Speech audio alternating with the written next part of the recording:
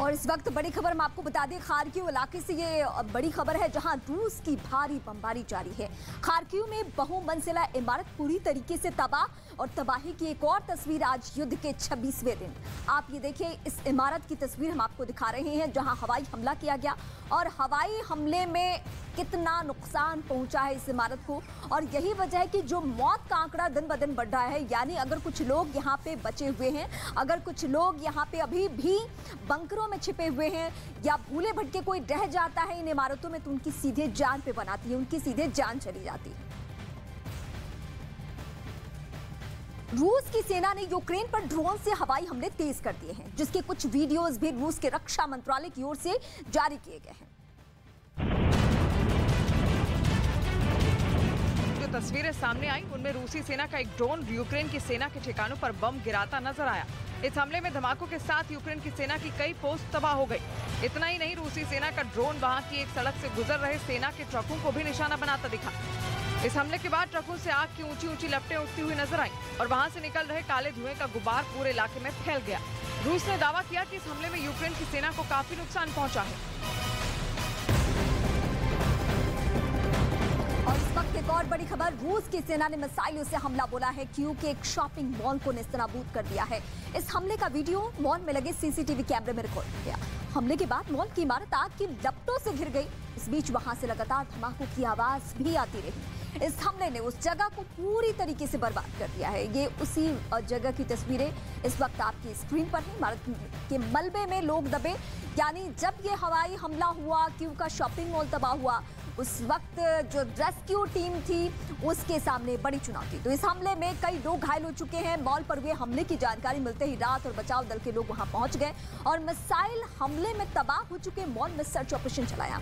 इस दौरान मलबे में दबे लोगों को निकालने के लिए पूरी ताकत झोंक दी गई, जिसके बाद कुछ लोगों को मलबे से जख्मी हालत में ही सही लेकिन निकाल लिया गया और फिलहाल उनका अस्पताल में इलाज चल रहा है।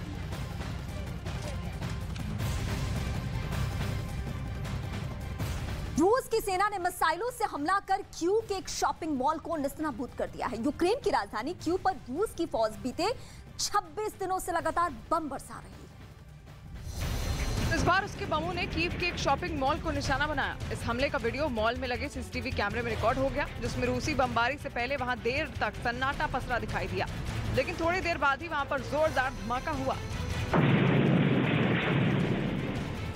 हमले के बाद मॉल की इमारत आग की लपटों में घिर गई और उससे उठते हुए धुएं ने वहां के एक बड़े हिस्से को ढक दिया।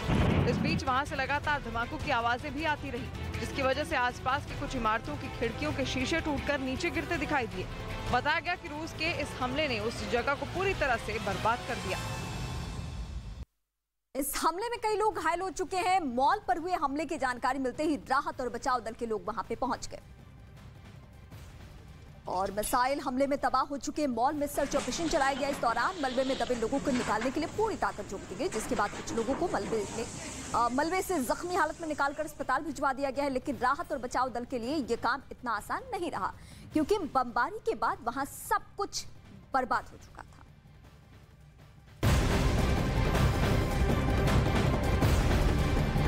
मिसाइलें राजधानी कीव की रिहायशी इमारतों को लगातार अपना निशाना बना रही है। टारगेट क्लियर है।